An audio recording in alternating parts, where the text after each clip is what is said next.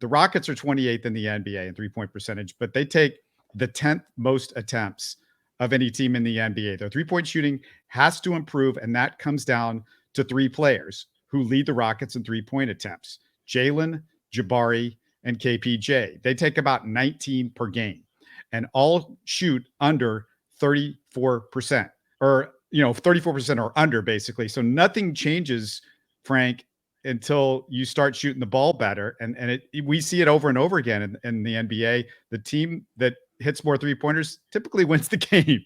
Yeah, their three-pointers have been just really bad this year. And I think that may be the reason why Silas is on the hot seat, because if you're not doing what you're supposed to be doing as your superpower, then what is, because he's not a defensive coach.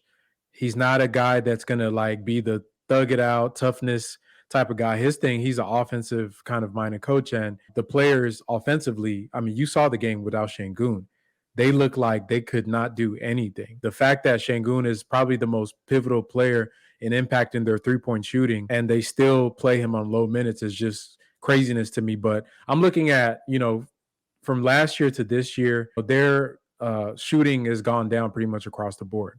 The EFG is down 2%. Turnovers are up. They're not generating a lot of corner threes, which is what you would expect from a spread pick and roll team. Looking on Cleaning the Glass right now, from the trends from when we had James Harden in the past, 5 years he was here, the Rockets were always in the kind of the 12, 13% on corner threes as far as the percentage of their shots. In the past 2 years, we're 6 and 7%. And that's not going to cut it in this style of offense. Literally, one of the key things in this offense is to generate those corner threes, because when the lob isn't there, the help is going to come from that big man from those corners. And as you know, we don't have a point guard that's able to make those reads. Do I blame Silas or the offense for this with the players that we have? It's a mixture of both. You're listening to Houston Sports Talk.